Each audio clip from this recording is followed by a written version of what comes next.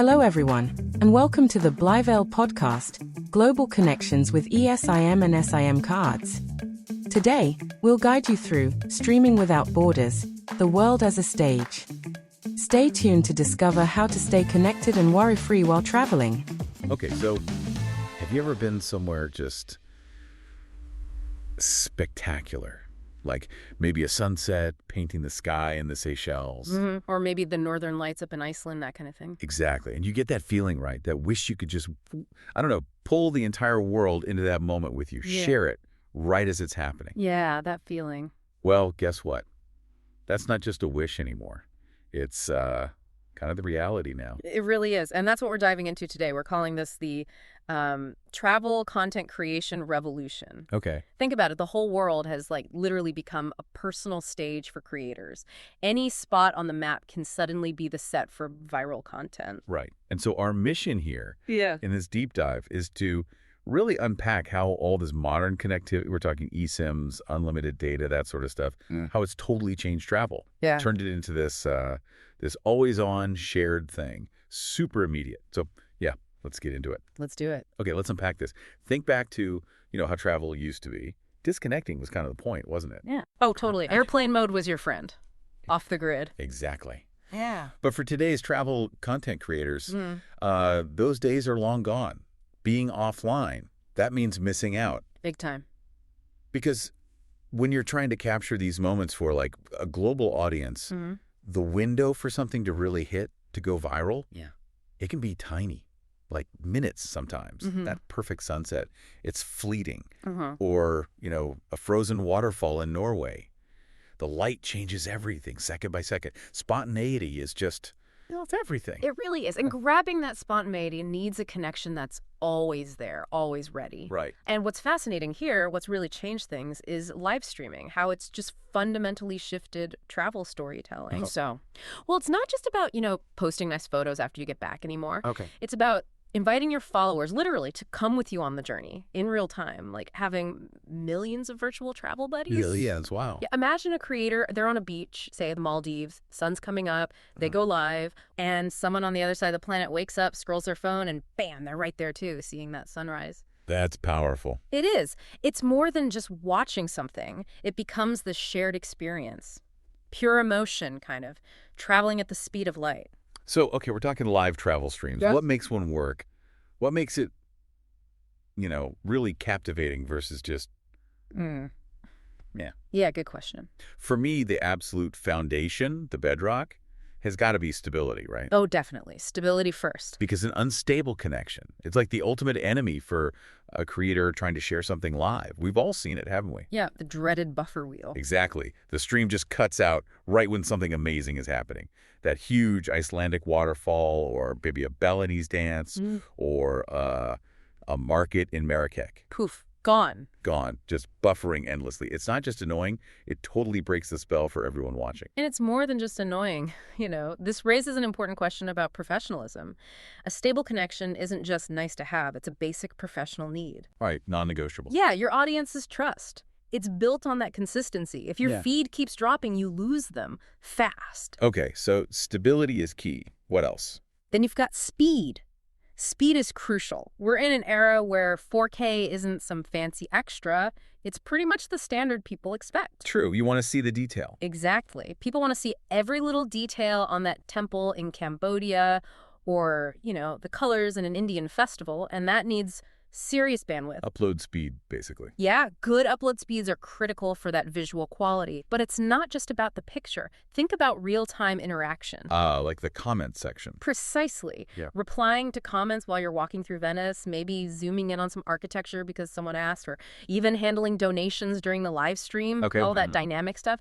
It totally depends on having a fast, responsive connection. For the pros, this often means clever tech, too, like adaptive streaming, working with the network. That makes sense. Which kind of brings us to something else. That feeling of data anxiety. I know creators struggle with this. Oh, yeah, the constant calculation. That little voice in your head, right? Should I share this amazing moment? Or do I need to save my data for later?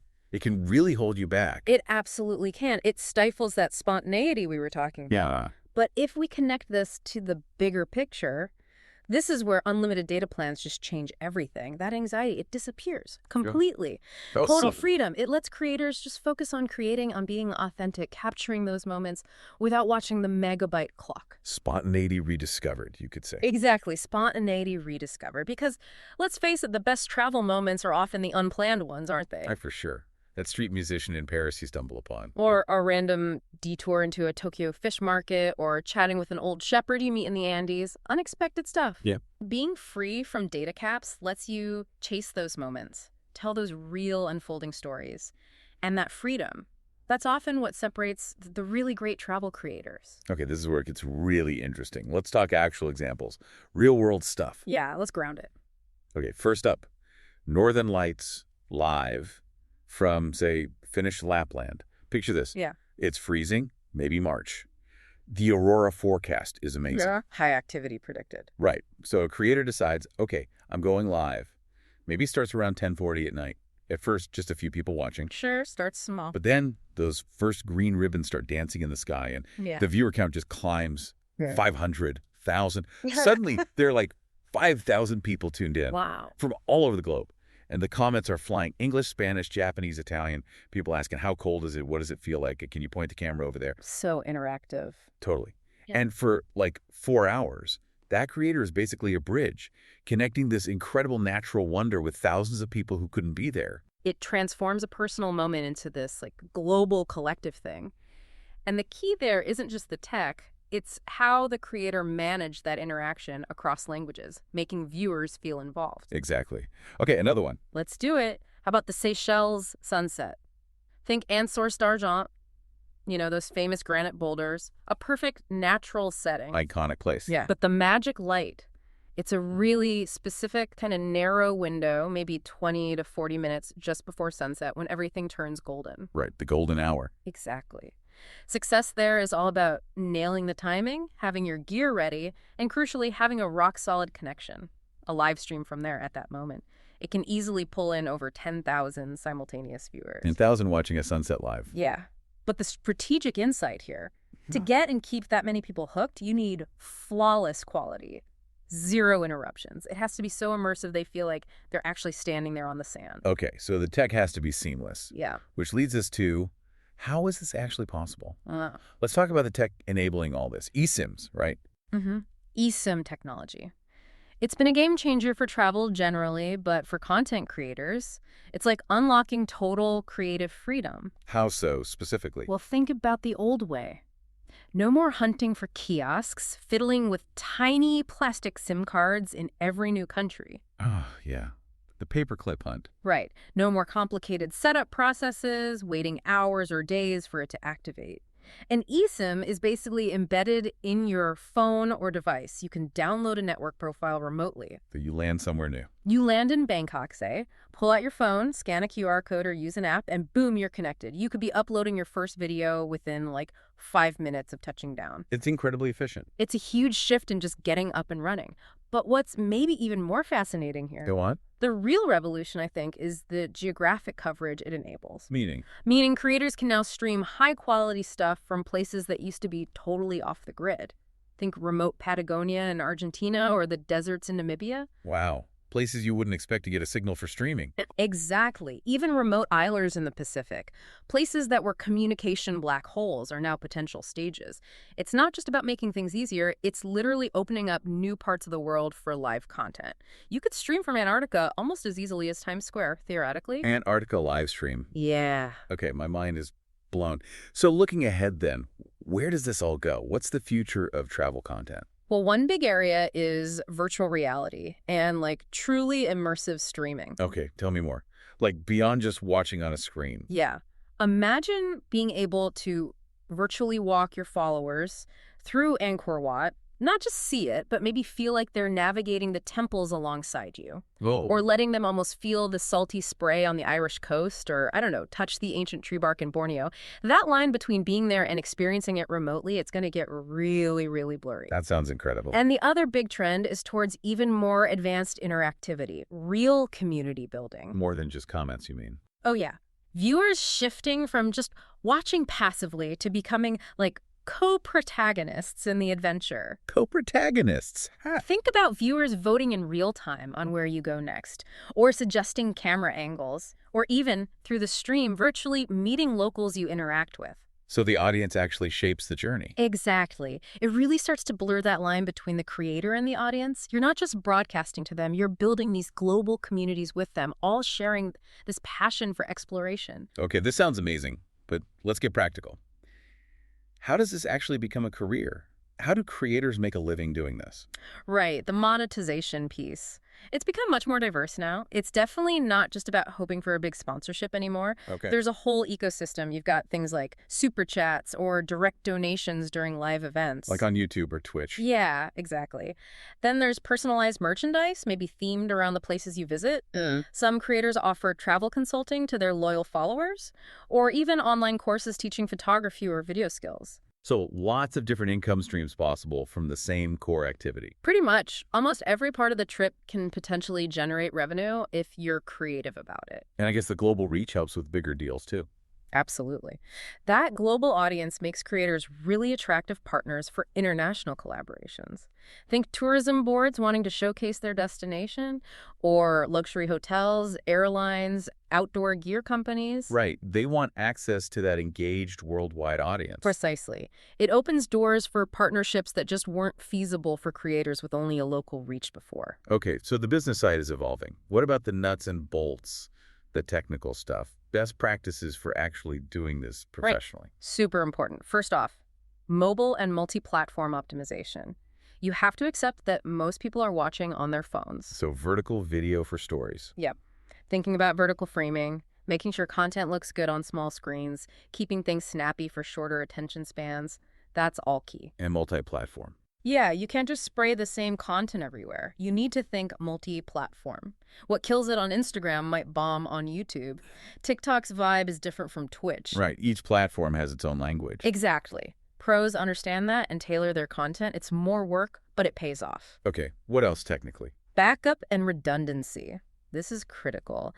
When you're live, maybe from somewhere remote, and thousands of people are waiting, you just cannot afford downtime. No pressure then. Right. So that means things like dual internet connections if possible, carrying multiple backup batteries, maybe even duplicate cameras or microphones. Always have a plan B.